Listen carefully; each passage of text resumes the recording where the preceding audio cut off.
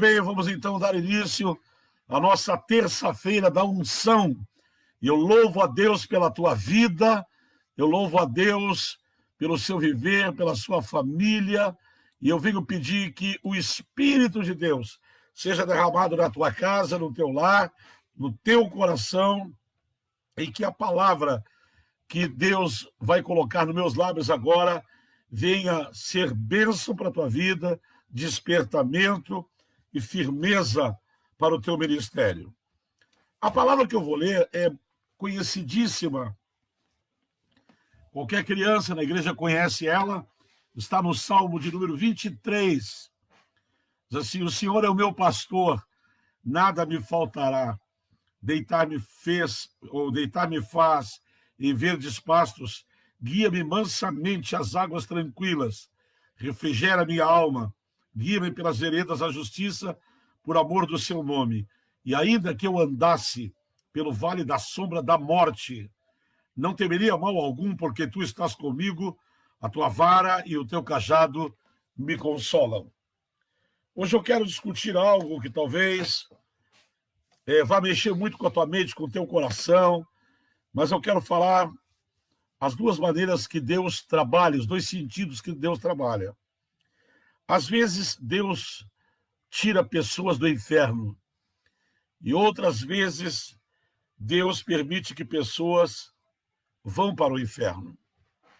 Quando eu falo de inferno, não falo o inferno, mas o inferno da vida, dos problemas da vida, dos vales da vida.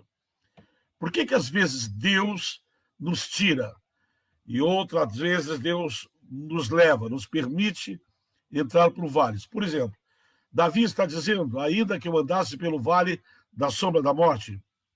Surge uma pergunta: se Davi amava a Deus e Davi servia a Deus e Davi devotava a sua vida toda para Deus, por que Deus deixa ele entrar no vale da sombra da morte? Por que Deus deixou ele passar por tantas coisas tremendas? Em outras partes da Bíblia você vai ver Deus tirando pessoas do inferno. E outras vezes permitindo que pessoas entrem no inferno da vida. Por que isso? Qual é a razão que o nosso Deus tão amoroso às vezes me permite que eu venha passar por vales? Por exemplo, eu amo a Deus. Eu acredito que você também ama muito a Deus, e eu sirvo a Deus por muitos anos, mas às vezes, quando eu vejo, eu estou dentro de um vale escuro, negro, parece que meu Deus do céu, parece que o mundo vai todo desabar na cabeça da gente, e você às vezes entra em questionamento: por quê? E às vezes você começa a procurar erros e pecados na sua vida, assim: o que eu fiz para Deus, para eu vir passar por isso aqui que eu estou passando, por esse vale que eu estou vivendo? Quem sabe quantas vezes você fez uma pergunta como essa? Por que eu tenho passado? Por que eu estou passando por isso? Por que eu passei por aquilo? Por que eu tive que enfrentar essa situação na minha vida? E eu sempre digo: Deus, ele não permite que nada aconteça sem que haja um propósito dele na nossa vida. Quando eu vejo Deus, quando tira o seu povo do Egito para levar para a terra prometida, era tudo que eles queriam. Sair daquele sofrimento. Eram filhos de Deus que estavam lá no Egito, amassando barro, mulher, homem, criança, o dia inteiro amassando barro com os pés, para fazer barro, para fazer tijolo, para queimar, para a construção do faraó. Em troca de comida, de mais nada. Eram escravos. E agora, Deus levanta Moisés como libertador, e Moisés tira o povo do Egito, e há dois caminhos. Um caminho curto, breve, para chegar na Terra Prometida, e o outro caminho longo, o caminho do deserto, o pior caminho. E Deus, ao invés de pegar e tirar o seu povo, 2,5 milhões de hebreus, eu não estou falando de 20 pessoas, 100 pessoas, 1.000 pessoas, nem 50 mil, nem 100 mil, estou falando de 2,5 milhões de pessoas. Velhos, homens, mulheres, crianças, sendo levada pelo deserto que durante o dia 50 graus, durante a noite 10, 15 graus abaixo de zero, durante o dia 50, 60 graus acima. Era um verdadeiro inferno. Não há vida no deserto. Não há sombra no deserto. Não há água no deserto. Não há rios, riachos no deserto. Deserto é areia. Durante a noite, as serpentes do deserto saem debaixo da areia e percorrem por cima da areia, porque é o único horário que elas podem sair. Os escorpiões, que vivem, os animais, durante o dia, entram para baixo da areia. E eles só saem quando entra a noite. Esse foi o caminho que Deus levou o seu povo. E fica uma pergunta: o próprio povo de Israel, quando começou a passar o sofrimento no meio do deserto, começaram a se revoltar contra Deus, porque via questionamentos: por quê? E uma vez o povo disse para Moisés: por que tu nos tirou do Egito? Eu sei que nós lá amassávamos barro com os pés, éramos escravos, mas tínhamos comida, tínhamos água para beber. Tu nos trouxe aquele deserto para nos matar. O povo estava indignado, revoltado, porque o povo murmurava, porque aquele não era o melhor caminho, segundo os olhos dele. O melhor caminho era o caminho mais curto, mais rápido. E agora Deus leva para o caminho mais difícil, mais ardoroso, o caminho com mais empecilhos. E a gente, como ser humano, às vezes não entende os caminhos que Deus toma. O profeta Isaías, numa da sua palavra, ele disse: os nossos pensamentos, Deus falando, os meus pensamentos não são igual aos vossos pensamentos, nem os meus caminhos igual aos vossos caminhos. Porque assim como o céu é mais alto do que a terra, assim os meus pensamentos e os meus caminhos são mais altos do que os vossos. Às vezes nós, como seres humanos, não conseguimos entender algumas tragédias que acontecem na nossa vida, algumas perdas que acontecem na nossa vida. Nós não conseguimos entender pedras que surgem no nosso caminho, espinhos que machucam nossos pés, sol que castiga a nossa vida, o sol simbolicamente estou falando, tudo contrariedades que vêm e nós ficamos: meu Deus, onde está Deus? Por que Deus está permitindo isso? E nós não entendemos, porque quando se trata de Deus, nós achamos que Deus tem que nos levar pelo melhor caminho, segundo o nosso entendimento, e que Deus tem que nos levar para o caminho mais fácil, segundo o nosso entendimento. E se Deus não fizer assim, então ele não tem amor, ele não é Deus. Só que Deus, em tudo que ele faz, ou em tudo que ele permite que aconteça na minha e na tua vida, por trás dessa permissão existe um propósito. E o propósito de Deus, olha bem, o que Deus permite não é o fim. O fim é o propósito. O propósito é aquilo em que vai resultar, em que aquilo vai terminar. Toda estrada que você entra, ela tem um final. E quando Deus nos leva para um caminho, tem um final. Quando Jesus estava numa determinado lugar, vieram mensageiros lá da aldeia de Betânia. E Jesus era muito amigo de 3 irmãos, um homem e 2 mulheres, Marta, Maria e Lázaro. A Bíblia diz que Jesus era amigo, era uma relação de profunda amizade. Jesus queria um bem enorme àquela família. Toda vez que Jesus passava pela aldeia de Betânia, era lá que ele se hospedava. Elas faziam a melhor janta, o melhor almoço para Jesus. Jesus era tratado como um rei. Então era uma amizade muito forte. E agora o Lázaro, o irmão, ele adoece, e a doença está levando ele para a morte, e elas veem isso. E elas dizem assim: meu Deus, isso aqui não é para médico, não é para... É só Jesus, ele é o nosso amigo.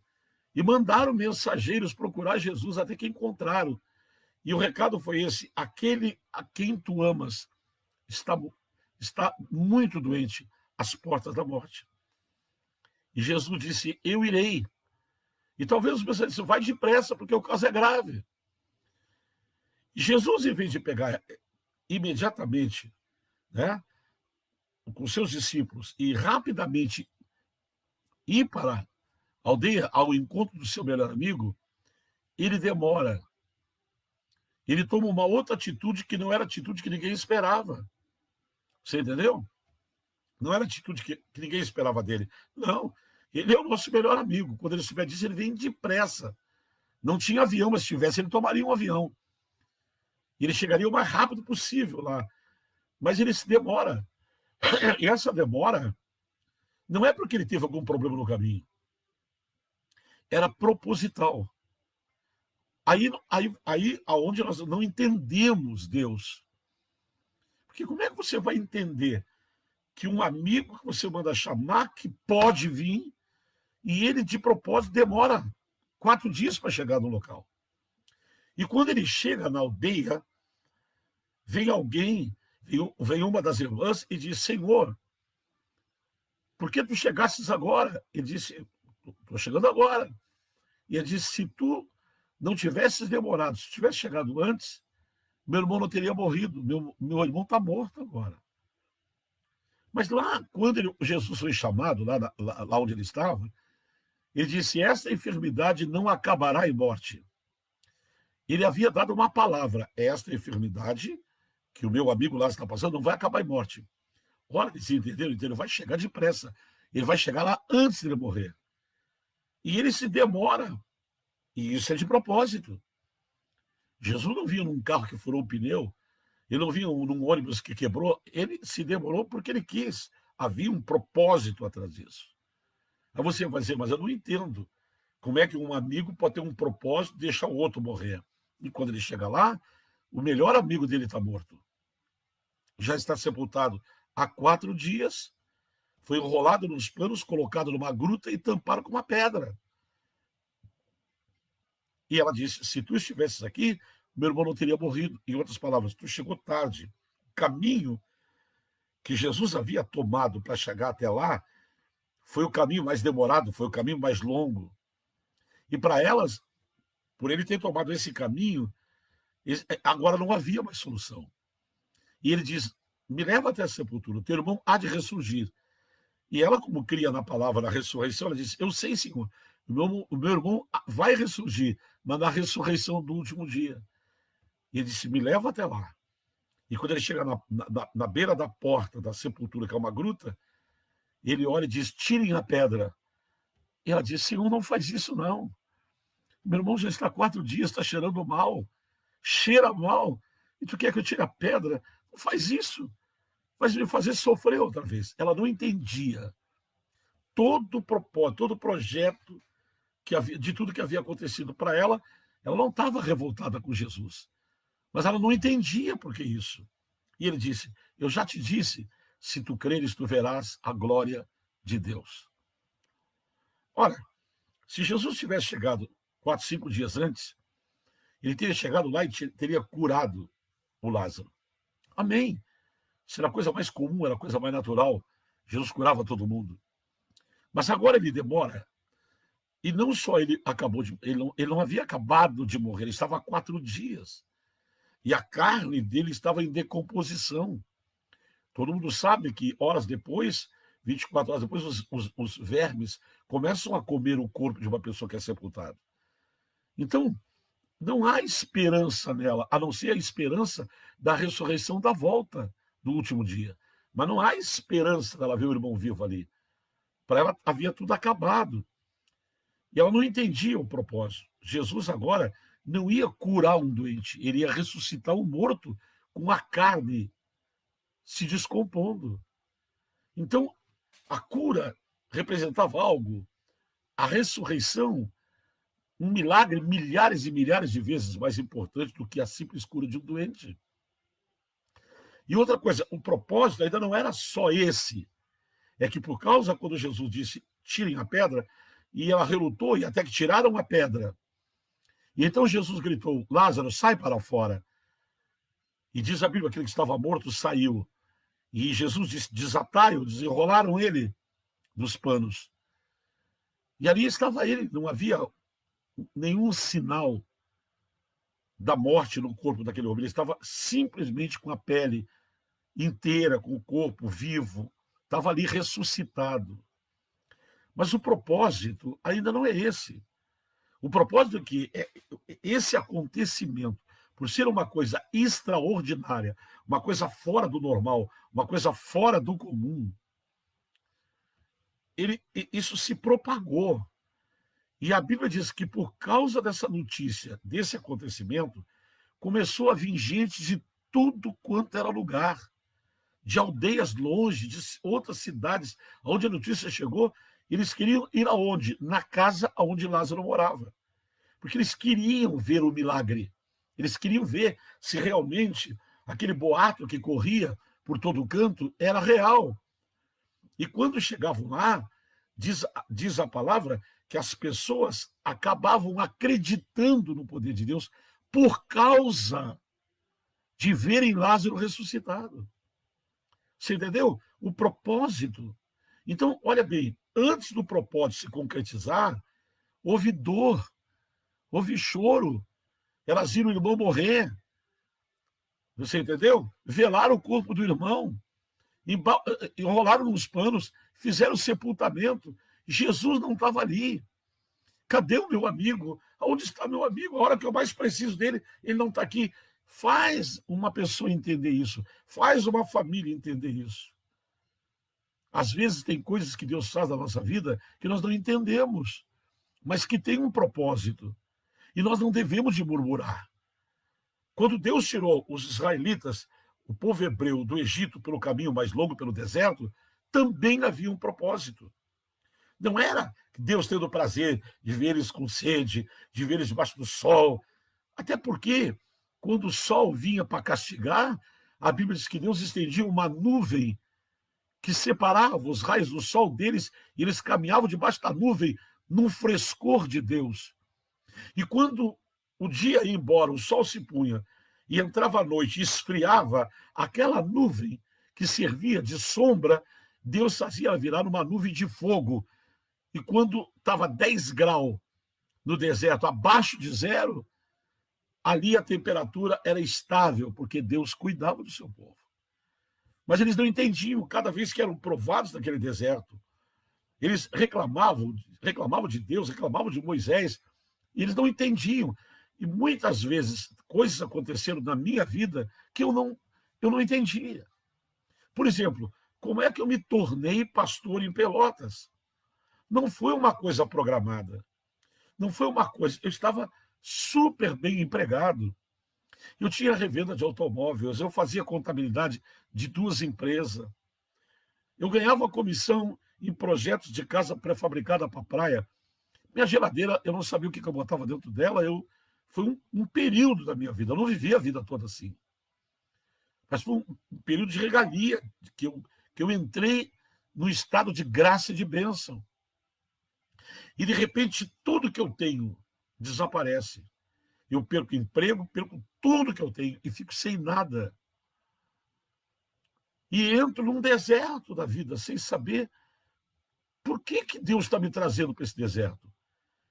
Então, desempregado, perdi tudo, da noite para o dia. Foi assim, uma coisa, veio um sopro e eu vi se desaparecer, tudo que eu tinha de bom desapareceu. E a minha esposa estava grávida da minha filha mais nova. Estava já perto de ganhar um bebê. E eu agora perco o emprego, perdi tudo, fiquei sem nada. O que eu faço? Muitas dívidas, eu tinha muitas contas. Peguei meu dinheiro da rescisão, paguei tudo que eu tinha, e eu peguei minha esposa e trago para Pelotas, para a casa dos meus pais, que eram daqui. E eu digo, não, vou passear em Pelotas, vou ganhar o bebê lá, depois eu volto e refaço a minha vida em Porto Alegre, onde eu estava morando, na grande Porto Alegre. Mas eu não entendia nada do que estava acontecendo, eu não sabia. Eu pensei que eu ia ficar aqui, o bebê ia nascer e eu ia voltar. E o bebê nasceu e eu não voltei. Porque Deus tinha um caminho e tinha um plano. E eu estava agarrado no meu dinheiro, eu estava agarrado na minha bênção financeira, eu estava vivendo uma vida regalada. E eu estava vivendo uma vida, eu ia à igreja e tudo, mas a minha vida estava uma vida Sabe quando você está numa zona de conforto? Que você gosta de Deus, ama Deus, mas também não é bem assim, não, essa loucura toda. É uma coisa meia lá, meia cá, meia lá, e era assim que eu estava. E Deus tem projeto comigo aqui em Pelotas, onde eu estou há 38 anos, vai fazer 39 anos agora em março, se Deus permitir. Quase 40 anos. E eu não imaginava o que Deus ia fazer na minha vida. Aí eu saio de um conforto, e eu venho para Pelotas e venho para dormir no chão com a minha esposa. E ela ganha o bebê e vem, e Deus fala comigo que quer que eu traga o meu ministério de onde eu estava em Porto Alegre e trouxesse para Pelotas. Eu não entendia por que eu estava passando por aquele vale. Eu não entendia por que eu estava... Mas Deus tem propósito. Hoje, 39 anos depois, eu ganhei milhares de pessoas para Cristo. Desse ministério saiu pastores, obreiros, evangelistas, apóstolos, homens de Deus que foram, igrejas saíram, fundaram trabalho, mas que nasceram debaixo do meu ministério, que Deus me trouxe para cá. Famílias inteiras foram restauradas, lares inteiros foram restaurados. Muitos não estão comigo, mas estão no Evangelho, o que importa é isso. Quando eu chegar na glória lá, nós vamos nos encontrar, vamos nos abraçar. Eu tenho filhos da fé espalhados por vários lugares, que conheceram Jesus pelo meu ministério, que se entregaram a Jesus, que eu vi os seus... eu abençoei o namoro, o noivado, o casamento. Vieram os filhos, eu abençoei os filhos deles. Os filhos cresceram e geraram netos, e eu abençoei os netos deles. E eu fico pensando, tudo começou lá atrás, num vale, quando eu perdi tudo. Quando Deus me permitiu que eu passasse, entre aspas, pelo inferno. Mas às vezes é preciso nós passarmos por isso. Porque eu vou explicar uma coisa para você. O deserto, ele nos amadurece. As lutas nos amadurecem. Se você me encontrasse há 30, 40 anos atrás, coisas que eu ouço hoje, coisas que eu vejo hoje, e coisas que eu passo hoje, eu não passaria lá atrás. Porque eu não tinha a experiência do deserto, da vida. Tudo me machucava, tudo me feria, tudo me doía, tudo era motivo para eu querer largar tudo. Mas quando Deus nos leva para o deserto, ele tem um propósito, primeiro, de nos trazer maturidade, nos ensinando a enfrentar as lutas e os problemas. Eu jamais poderia ser o pastor que eu sou, o bispo que eu sou hoje, se eu não tivesse passado por todos os anos que eu passei. Isso nos traz experiência, experiência com Deus, experiência na vida. E às vezes é preciso passarmos pelos desertos, pelos infernos da vida. Quando a gente pergunta por que Deus permitiu Davi passar pelo vale da sombra da morte, porque isso trouxe maturidade para Davi. Isso trouxe um outro comportamento para Davi. Então, às vezes, Deus nos tira de um inferno. Às vezes é o contrário.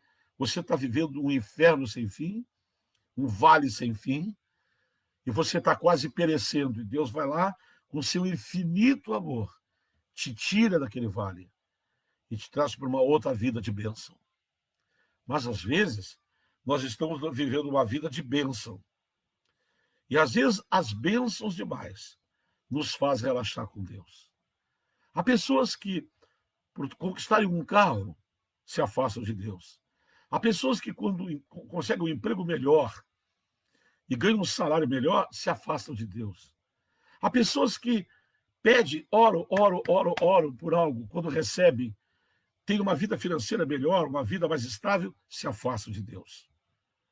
Então, às vezes é preciso, às vezes Deus nos tira do inferno para nos trazer para um céu espiritual, e nos traz o refrigério, nos traz o sossego, nos traz a paz, e outras vezes nós não estamos preparados para viver a bênção. Não sabemos lidar com o sucesso, não sabemos lidar com a prosperidade, não sabemos lidar com as coisas boas da vida. Então, às vezes, é preciso que Deus nos faça dar um passeio. Ele não nos joga no inferno, mas para passear. Isso, o que o senhor está falando? Isso tem base bíblica? Eu não concordo com com aquilo que o senhor está falando, não. Uma vez, Deus falou com Davi. E ele disse para Davi: Davi, lembra-te da onde eu te tirei. Eu te tirei lá de trás do curral das ovelhas. Quem conhecia o Davizinho que cuidava das ovelhas do pai? Ninguém. Qual era a fama que o Davizinho que cuidava das ovelhas do pai no campo tinha? Nenhuma. Ele não tinha fama, não tinha um nome, não era importante para ninguém. Ninguém se lembrava dele. Ele era o menor da família. Ele era o mais simples da família. Ninguém sabia da existência dele. Desculpa o termo que eu vou usar. Ele era um Zé Ninguém da vida, que ninguém sabia. Se você retroceder 50 anos atrás, quem era o Honorei Padilha? Não sei. 40 anos atrás, quem era? Honorei? Não sei, nunca vi esse nome. Honorei Padilha? Não sei quem é. Não sei. Hoje, quando eu vejo pessoas da África conversando comigo, hoje, quando eu vejo pessoas da Itália conversando comigo, quando eu vejo pessoas ouvindo as minhas mensagens, eu disse, meu Deus. E eu começo a me lembrar de onde Deus me tirou. E veio um filme na minha cabeça, eu de pé descalços, com uma calça curta, com uma camisetinha surrada, jogando bolinha na rua. Quem sabia da minha existência? Ninguém. Quando eu tinha uns 15 anos, quem conhecia? Ninguém me conhecia, ninguém sabia quem eu era. Eu e nada era a mesma coisa. Eu e ninguém era a mesma coisa. Eu não existia para ninguém. Só existia para minha mãe, para meu pai, para mais ninguém. Ninguém sabia de mim. Em lugar nenhum, em rua nenhuma. Quando Deus chamou Davi, disse assim, Davi, te lembra de onde eu te tirei? Porque Davi estava vivendo um céu. Você faz com Davi, esse Davi que Deus estava falando com ele, não era um menino de rua, era um rei. Reinava a maior nação da face da terra. Sentado num palácio gigantesco, cercado de criados para todo lado. Você entendeu? As roupas mais finas, mais caras, uma coroa de ouro maciço, um cetro banhado a ouro. As suas roupas tecidas do linho mais fino, bordado de fios de ouro. Tinha milhares e milhares e milhares de soldados debaixo do seu comando. Cara, era o cara dos caras, era o top da sua época. Mas Deus chama ele e diz, Davi, te lembra de onde eu te tirei? Deus quer tratar com ele alguma coisa. Às vezes nós não sabemos lidar com o sucesso. Eu já vi pastores que eu já tive no meu ministério, que eram homens usados por Deus. Quando Deus começou a usar eles, entrou na cabeça deles que eles eram o tal, que eram o grande, eles caíram. Eu tinha um pastor no início do meu ministério, eu amo ele, de paixão. Eu tenho orado muito por um dia ele voltar. E ele era muito mais usado do que eu na área de cura. Eu ministrava, pregava, orava e tal, batismo com o Espírito Santo, aleluia. Mas na área de cura, as pessoas diziam, olha, o pastor fulano orou por mim, eu fui curado. Ele orou para minha filha, eu fui curado. Pô, eu feliz, pô, glória a Deus. Porque a igreja, os dons não tem que estar tudo comigo, só comigo. Não. A igreja é uma diversidade de dons. Um tem dom para curar, para pregar, para revelar. E juntando tudo é o corpo de Cristo. Eu entendo isso. Eu não devo de ter ciúme de ninguém. E eu feliz porque ele estava sendo usado. O problema não era eu, o problema era ele, que não soube lidar com isso. E quando começou a subir na cabeça, começou a queda. E ele deve de estar mais ou menos uns 30 anos fora da nossa igreja. E dá tristeza de ver o ministério dele. Ele não tem mais nada. Já pulou por 50 igrejas, já fundou igreja para ele, fechou a igreja dele, foi para outra, ele não para. É triste de ver isso. Um filho meu na fé. Então, às vezes, nós estamos vivendo num céu e Deus nos tira e nos leva lá. Olha o que Deus disse então para Davi. te lembra da onde eu te tirei. E aí Deus revela, eu te tirei de trás do curral das ovelhas. Não é nem na frente, é atrás do curral. Quer dizer, as ovelhas pareciam mais do que ele. Eu te tirei atrás do curral das ovelhas. Eu te tirei de lá. É Deus dizendo, eu fui lá e te tomei e te trouxe para cá. E diz, te fiz um príncipe, te dei um trono, te dei um nome. Quem falava em Davi, a terra toda sabia o nome de Davi. Se você voltasse lá atrás do curral, ninguém sabia quem era Davi. Agora, Davi, Deus está precisando fazer Davi passar pelo vale da sombra da morte, para ele poder se lembrar da onde Deus havia, o que Deus fez na vida dele. Então, quando eu digo que Deus trabalha nos dois sentidos, uma, nos tirando do inferno, e outras vezes, nos fazendo dar uma passeada para se lembrar da vida. Alguém, certa vez, que era alcoólatra e foi liberto totalmente, começou a vacilar na fé. Depois de muito tempo liberto, passado pelo Espírito Santo, e um dia ele entra, não sei se faltou energia, o que aconteceu, ele entra num barzinho, no tequinho, e vai comprar vela. E quando ele entra lá, tem 3, 4 homens bêbados à volta do balcão, aquele fedorzão de cachaça. E ele sente o cheiro daquela cachaça que lhe repulsa o estômago e veio uma voz no coração. Te lembra? Foi daqui que eu te tirei. Então, às vezes, Deus precisa usar certas maneiras para a gente aprender a valorizar a Deus, a valorizar o que Ele fez com a gente, da onde Ele nos tirou, o que Ele fez no nosso viver, valorizar a igreja que Ele nos colocou, valorizar os líderes que Ele colocou sobre a nossa vida, que foram importantes, que oraram por nós, os líderes que oraram por você, os líderes que lhe aconselharam, os líderes que estiveram no princípio da tua caminhada, te pegando pela mão e te conduzindo. E a gente alcança um estado tão abençoado, um estado tão bom, que nós começamos a deixar a igreja de lado, a nossa liderança de lado, começamos a deixar o fervor de lado. E você que tinha... Então, às vezes, Deus nos leva de volta para dar um passeio só. Faz você entrar num vale, num caos, e parece que você está relembrando tudo que você passava lá atrás, parece que você voltou tudo de novo. Isso é uma das formas que Deus usa para nós aprender a valorizar da onde a gente saiu. Eu tinha 11, 12, eu não me lembro mais que idade eu tinha, era adolescente, e com um colega meu inventamos de fugir de casa. E eu fugi de casa porque eu achava que a minha vida era ruim, que a minha vida... E eu queria ir para Porto Alegre, e Porto Alegre era um sonho. Porque hoje você fala em Porto Alegre, 3 horas ali você está em Porto Alegre. Naquela época você ia nos ônibusinhos chamados limousine, levava 6, 7 horas para ir a Porto Alegre. E quem conhecia Porto Alegre ficava deslumbrado, porque Pelotas era uma coisinha de nada, e Porto Alegre. Hoje Porto Alegre todo mundo vai ali, volta, vai de manhã, volta de tarde. Mas naquela época era muito difícil, eram longas horas de viagem. E era quase que impossível.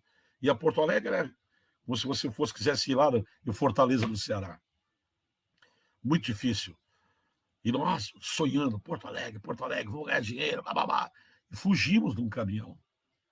E paramos em Porto Alegre e acabamos, uma senhora tendo misericórdia e pena de nós, nos acolheu na casa dela, nos dando comida, nos dando banho, chuveiro. E eu comecei a sentir saudade da comida da minha mãe. Aquela mulher nos dava comida, mas eu queria a comida da minha mãe. Eu sentia o cheiro do feijão da minha mãe. Eu tinha saudade do cheiro das minhas cobertas, do meu travesseiro. A minha caminha era uma caminha velha, mas eu daria tudo para estar deitado na minha caminha. Então eu disse para o meu amigo, eu vou voltar, nem que seja de a pé, pedindo carona, mas eu vou voltar. Eu quero voltar para para casa do meu pai e da minha mãe. E quando eu voltei, meus pais não sabiam onde eu estava, me abraçaram, me beijaram. Não sabia se me corrigiam ou se me abraçaram e me beijavam. E a primeira coisa que eu fiz, eu quero comer a tua comida, mãe. E eu comia a comida da minha mãe. Parecia que eu estava num restaurante de 5 estrelas. E a minha primeira noite, quando eu voltei para casa, eu me deitei na minha cama, eu cheirava o meu travesseiro. E eu disse, nunca mais eu vou fazer isso. Eu tive que caminhar num pedaço de um deserto, do inferno. Passei privações para dar valor. E às vezes a gente é feliz e não sabe. Às vezes a gente é tão abençoado e não dá valor. Porque a gente sempre está olhando para aquele que está na frente, que tem mais, e eu estou sempre pouco, e a gente se esquece que atrás de nós tem um monte de gente que daria tudo na vida para comer o que tu come, que daria tudo na vida para vestir o que tu veste, e que daria tudo na vida para morar onde tu mora. Mas a gente não valoriza. Então, preste atenção. Quando você vê a parábola do filho pródigo, aquele filho pródigo está vivendo um céu. O pai é rico, ele tem um irmão, eles são riquíssimos, donos de uma fortuna incalculável, representa Deus. Ninguém é mais rico do que Deus.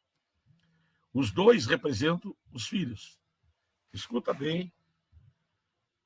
Escuta bem. Você...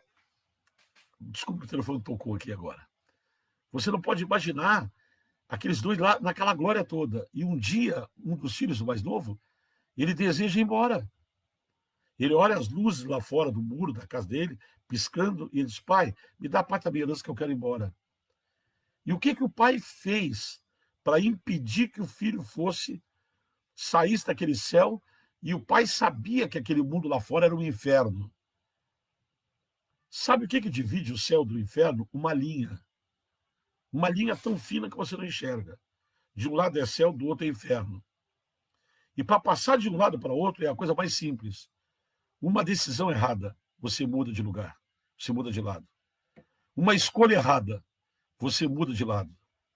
Céu e inferno é dividido por uma linha fininha que você não enxerga. Faz bobagem, faz coisas que Deus não gosta, você, quando menos espera, já está vivendo no inferno. Quando você decide fazer as coisas certas, Deus te tira do inferno e te leva para a glória, para a presença dele. São dois estados, um bom e um ruim. Um luz, outro trevas. Um bem, outro mal. E para mudar de lugar é uma besteira, uma palavra, uma atitude. Você muda de lado, muda de lugar. São as escolhas que a gente faz na vida. E esse rapaz fez uma escolha. E uma coisa que você tem que aprender, que Deus não interfere nas nossas escolhas. Deus não criou boneco, você não é um boneco. Você não é um robô que é programado com um botão e o robô faz o que você quer. Deus criou seres humanos dotados de uma liberdade. E esse ser humano ele pode escolher adorar ou ignorar a Deus. Esse ser humano ele pode escolher servir ou virar as costas para esse Deus. Isso chama-se livre-arbítrio. Então Deus não quer você com ele porque ele forçou você. Mas Deus tem maneira de fazer você pesar as coisas na balança para você poder, então, depois que você viver os dois lados, você saber que a escolha que você fez foi um erro e você poder se arrepender e voltar. Então, o pai sabia que tinha um inferno lá fora. Você vai dizer, então Deus não tem amor. Não, Deus tem amor. O que adianta ter um filho do lado de alguém pensando? É que nem você casar com uma mulher que está do seu lado, dentro da sua cama, e passa a vida inteira pensando no outro homem. Tem lógica. Você casa com o marido, esse marido come com você, dorme na cama com você, mas o pensamento dele é sempre na outra mulher. Alguém pode ser feliz assim? Ninguém é feliz assim. E a mesma quando você está na igreja e o teu pensamento, a tua vontade é todo no mundo. Você não vai ficar feliz na igreja. Você está no culto, mas está pensando lá fora. Você está num culto, mas você está almejando e querendo as coisas lá de fora. Então Deus tem que permitir. Tu quer ir lá fora, meu filho? Vai! Lá tem cobras, escorpiões. Tu quer ir para lá? Vai! Mas isso não é amor, é amor. Ele precisa aprender, ele precisa valorizar. Senão você nunca vai dar valor, o devido valor que tem que dar. Por isso que Deus não força ninguém, mas ele permite. Então, o filho pródigo está vivendo um céu. Porque quem vive com Deus, vive num céu. A minha casa é um pedaço do céu. A minha vida é um pedaço do céu. A nossa igreja é um pedaço do céu. Como, bispo? A glória de Deus não se manifesta lá? Sim. Deus não cura lá? Sim. Deus não faz milagre lá? Sim. A presença de Deus não é sentida? Sim. Na minha casa também. Então, a minha casa, a igreja, é um pedaço do céu. Não é o céu, mas é um pedaço. É uma parte do céu. Agora, se eu estou aqui e eu estou infeliz aqui dentro, eu tenho que tomar meu caminho. Talvez eu vá lá fora, vai dar um passeio lá fora no inferno, e o filho pródigo foi. E no começo tudo era bonito. Minha mãe dizia, vassoura nova enquanto varre é boa, é bem. Você já viu quando você sai da sua igreja, que a sua igreja tem problema, você vai lá para outra e diz, graças a Deus, encontrei uma igreja que não tem problema. A vassoura está nova. Deixa ela varrer um pouco, daqui a pouquinho você vai descobrir que os problemas estão em todas as igrejas. Uma mais, outra menos. Mas os problemas existem. Como tem problemas no casamento de todo mundo, uns mais, outros menos, mas todo mundo tem problemas. Não existe igreja sem problema. Não existe casamento sem problema. Existe, quando a gente está na presença de Deus, que os problemas vêm e Deus nos dá o caminho e a luz para nós vencermos os problemas. Isso sim. Então, não é desamor do pai. Mas o filho está infeliz com o pai. Está cercado de tudo. Come o que quer, bebe o que quer, veste o que quer. É honrado por todo mundo e ele agora está achando que lá fora é melhor. Lá fora é o inferno. Ele está dentro de um céu. Então Deus pega ele e permite que ele vá dar um passeio lá no inferno. Porque quando Deus nos ama e nos permite a levar para um caos, para uma estrada escura, ele não vai deixar você morrer lá. Ele vai lhe dar um ensino. Você não corrige seu filho? Quem é que já botou um filho de castigo por toda a vida? Ninguém. Quem já tirou de castigo o celular, o notebook do filho por toda a vida? Ninguém. Você tira por horas, você tira por um tempo, por um período, para que aquilo sirva de reflexão. E aí, quando você sai do castigo, diz, eu não vou fazer mais. Quando eu fugi, eu voltei, você não vou fugir mais. E eu valorizei a minha comidinha, que eu achava que era pobre, era a melhor do mundo, as minhas cobertas era a melhor do mundo, a minha caminha era a melhor do mundo, enfim, minha casa era a melhor casa do mundo. Mas eu não estava dando valor para isso. Então Deus me permite que eu vá sofrer, que eu vá passar. E quando eu volto amadurecido. O povo que saiu do Egito, ele passou agruras, coisas terríveis. Porque o deserto nos amadurece. O vale de Davi trouxe maturidade para ele. Davi, te lembra de onde eu te tirei, rapaz? Lá de trás do curral das ovelhas, e eu te fiz um príncipe, eu te dei um nome. Você entendeu? Deus tirou ele lá do inferno e colocou ele no céu. Mas agora Deus pega ele e faz ele passar num vale. Leva ele para passear no inferno para ele se lembrar de onde ele saiu. Para ele se recordar de quem ele era. Às vezes, está na hora da gente parar um pouco e parar de ser tão orgulhoso, tão vaidoso e lembrar de onde Deus me tirou. Eu sei de onde Deus me tirou. Em todos os estados, no emocional, no espiritual, no financeiro, no familiar. Eu sei do inferno que era a minha família, eu sei da miséria financeira que era da minha família, eu sei das doenças que viviam na minha família, eu sei de tudo que eu passei. E eu não posso me esquecer disso, porque isso me faz valorizar. Hoje eu estou pregando para você, pessoas do mundo inteiro vão me ouvir, vão me escutar, nos mais diversos lugares, pela tecnologia. Mas olha bem de onde eu estava e onde eu estou. Mas se eu ignorar isso, se eu me enfraquecer nisso, eu tenho certeza absoluta que Deus, para me tratar, para Deus, para me purificar, para mim não cair, Deus me permite eu voltar a passar por algumas coisas para me lembrar de onde é que eu saí. da onde ele me tirou. E valorizar a minha igreja, valorizar os meus irmãos. Eu não sou o dono do dinheiro da igreja, todo mundo sabe. Tudo que entra na igreja é do bispo. Não, senhor, eu sou um assalariado da igreja. Mas eu digo dentro da minha casa, meus filhos às vezes estão sentados, domingo, a família toda sentada em volta da mesa, e eu disse: tudo que eu tenho, e tudo que eu sou, e tudo que eu conquistei, primeiro eu devo a Deus, e segundo, a fidelidade dos povos de Deus. Porque eu sou pago. Para minha sobrevivência, a Bíblia diz que quem prega o evangelho vive do evangelho. Viva do evangelho. Então, as roupas que eu tenho, a casa que eu moro, as coisas que eu usufruo, eu usufruo por causa da igreja. Eu tenho que valorizar essa igreja. Eu tenho que amar essa igreja. Os pobres, os ricos, os que têm, os que não têm, o que tem carro do último ano, o que entra de pé descalço, eu tenho que valorizar. Se eles dão ajuda com dinheiro, eles oram, eles querem, eles dão amizade, dão amor, dão carinho. Eu não posso esquecer disso.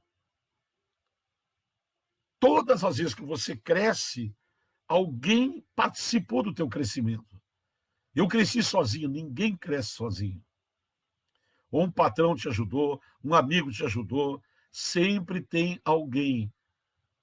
Assim como sempre tem alguém que bota a gente para o inferno e joga a gente para baixo, sempre tem alguém que levanta e usa e coloca a gente para cima. E as pessoas que nos colocam para cima têm que ser valorizadas. A igreja tem que ser valorizada, o pastor tem que ser valorizado. Você tem que honrar o seu pastor, honrar a sua liderança, honrar os seus irmãos. Eles oram por você.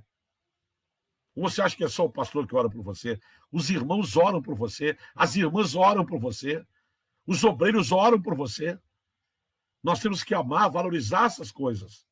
Então Deus trabalha de duas maneiras. Uma, quando ele vê alguém perdido no fundo de um abismo sem fim e ninguém pode tirar de lá, você bate em tudo que é porta, procura feitiçaria, macumbaria, procura tudo que é caminho, você procura, ninguém tira. Deus vai lá com amor e tira você do inferno e leva você para um céu espiritual, para uma vida abençoada. Mas outras vezes, por você ignorar a Deus, por você ignorar a igreja,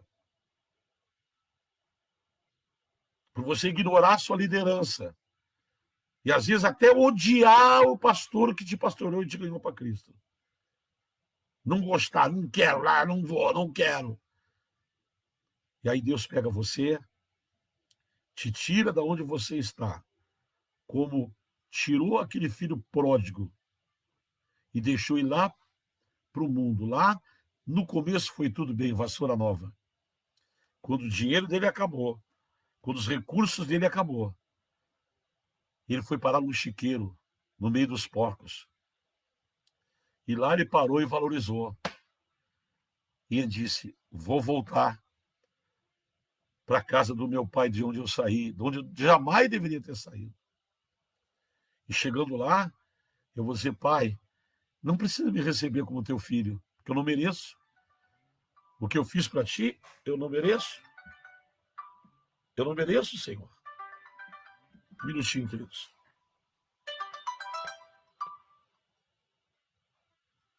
Eu não mereço, Jesus. Eu não mereço passar pelo que eu passei. Então, você precisa valorizar as coisas que Deus faz. Ele foi lá para o mundo. E aí voltou e disse assim: eu não mereço ser chamado teu filho. E ele falou: já não sou mais digno de ser chamado teu filho. Mas me trata, me recebe, nem que seja como um empregado teu, como um dos teus jornaleiros. Jornaleiros não eram aqueles que vendiam jornal, não existia jornal. Jornaleiro é aqueles que trabalham por jornada diária de trabalho. Me recebe como um diarista, porque um empregado teu vive muito melhor do que aquilo lá fora. Por que ele chegou a essa conclusão? Porque Deus deixou ele ir para lá e deixou ele passar o que ele tinha que passar para servir de lição para ele. Por isso que a Bíblia diz: Deus corrige o filho a quem ama. Um pai que não corrige o filho não tem amor pelo filho. Uma mãe que não corrige o filho não tem amor pelo seu filho e pela sua filha. Só quem corrige. Agora, Um pai se alega com a correção? Não. Mas, como eu falei no princípio da mensagem, tem um propósito. E Deus não faz nada sem propósito. Tudo tem um propósito. Quando você castiga o seu filho, é por um propósito, para formatar o caráter dele, o caráter dela, para que amanhã eles não sejam um bandido, uma bandida, um prostituto, uma prostituta. Você está corrigindo, está doendo no teu coração, mas é uma correção com amor. E quando Deus faz isso, é por amor. Quando Deus deixou Davi passar pelo vale da sombra da morte, olha o que ele disse: ainda que eu passasse pelo vale da sombra da morte, eu não tenho medo nenhum, porque tu estás comigo. Mesmo na correção, os olhos de Deus estão nos cuidando.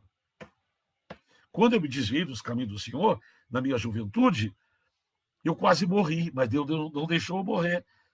Porque ele sabia que eu estava lá, eu estava passando um inferno, até que eu voltei para os braços dele. Mas voltei valorizando. Então, às vezes, Deus trabalha nos levando para dar um passeio no inferno, e às vezes Deus permite que coisas que há muito tempo não aconteciam na tua vida voltaram a acontecer. Parece uma recaída para você se lembrar que foi dali que Deus te tirou. E você está fugindo da presença dele. Você não quer pregar, você não quer orar, você não quer ter ministério, você não quer compromisso grande com a igreja, você não quer nada, você quer uma vida regalada. Vou na igreja quando eu quero, quando eu estou afim. Se eu estou afim, eu vou. Se eu estou afim, não vou. Hoje eu vou numa, amanhã eu vou na outra. Então, às vezes, Deus pega você e leva você lá para dar um passeio. Tira você do trono e leva lá para o curral. Já viu a história daquele rei? Que Deus tirou ele do trono e ele foi viver no campo 7 anos no campo. Ele ficou demente, ele ficou louco. E diz a Bíblia que os pelos cresceram como pelos de animal. 7 anos ele não foi para casa, 7 anos ele não viveu com a família. Ele abandonou o palácio, ele virou um bicho, as unhas enormes. Depois de 7 anos, Deus fez passar a loucura dele. E Deus levou ele de volta para o trono. Você vai dizer, mas Deus é ruim. Não, Deus não é ruim. Você é ruim quando corrige o teu filho? Não, mas eu sou o pai dele. E Deus é o teu pai. Eu sou a mãe dele. E Deus é o teu pai. Deus, ele pode te corrigir para o teu próprio bem. É melhor Deus te corrigir e te salvar do que Deus deixar você do jeito que você está e você se perder. Deus te corrige porque te ama. Por isso que a Bíblia diz, Deus corrige o filho a quem ama. É a salvação. Então, o filho pródigo, Deus deixou ele para o inferno, ele viveu o inferno lá fora, gastou tudo com prostituição, se rolou no pecado, foi morar com os porcos, voltou. E quando voltou, quem estava na porta esperando ele? O pai, com os braços abertos. E ele pensou que o pai ia castigá-lo, e o pai o amou, beijou ele, lavou, deu banho, trocou as roupas, pôs o anel, uma nova aliança. E ele foi recebido como filho, não como empregado. Mas nunca mais tem um registro que ele quisesse ter voltado de novo para lá. Porque ele valorizou. Então, às vezes, nós não entendemos a maneira que Deus trabalha. Às vezes, Deus tira pessoas do inferno. E outras vezes, Deus deixa as pessoas, leva as pessoas para dar um passeio no inferno, para se recordar da onde saíram, do que viveram. Viver do inferno é uma coisa. E passar pelo inferno é outra coisa. Viver no inferno é quando você vive sem Deus. E passar pelo inferno é quando você vive com Deus, mas está precisando se recordar de algumas coisas que você se esqueceu. De voltar a ter gratidão a Deus, gratidão aos teus irmãos, gratidão ao teu pastor, que sofreu contigo, que orou contigo, que te aconselhou, que foi na tua casa, foi de a pé, foi de bicicleta, foi de carro, gastou gasolina, te atendeu de madrugada, te atendeu no hospital, correu por ti. E de repente você vira as costas, vai embora e pega um pastor que você nunca viu, que você nem sabe de onde saiu. Aprenda, meu amado. Aprenda, querida, a ser grato a Deus. Valorize. Talvez o que você tem não é tudo que você gostaria de ter, mas com certeza tem muita gente que tem muito menos do que aquilo que tu tem. Não é pecado você querer mais. O pecado é não ser grato por aquilo que se tem. Tá bom? Entendeu agora por que a gente passa certas coisas? para a gente ter maturidade, para amadurecer, para não voltar a viver uma vida toda hora fazendo bobagem, escolha errada. Vai trazer maturidade. As doenças, eu via um ator famosíssimo que teve câncer e todo mundo achou que ele ia morrer e acabou não morrendo. E perguntaram para ele o que mudou isso tudo. Eu perdi a arrogância, eu perdi a vaidade. Eu vi que todo mundo é igual na hora da morte, que o meu dinheiro não valia para nada, que a minha fama não valia para nada, que o meu nome não valia para nada, que os dinheiros que a televisão e a fama me deu não valia para nada. Eu estava morrendo. Foi só Deus. Só Deus. E eu vejo a vida de outra maneira. Eu agora vou na praia, eu converso com a mulher que está vendendo coco, eu converso com um camarada que está vendendo pastel, compro um pastelzinho, saio comendo, bato papo com ele, tiro foto com ele. Mudou, porque ele aprendeu a valorizar as coisas. Você entendeu? Às vezes é preciso que Deus permita que a gente passe por essas situações. Agora, tem situações gloriosas também. Por a gente não conhecer Jesus e não servir Jesus, viver no inferno. Aí não é passar, viver no inferno.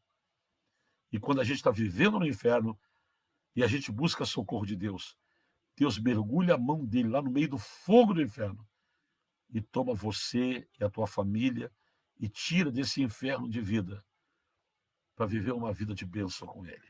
Então,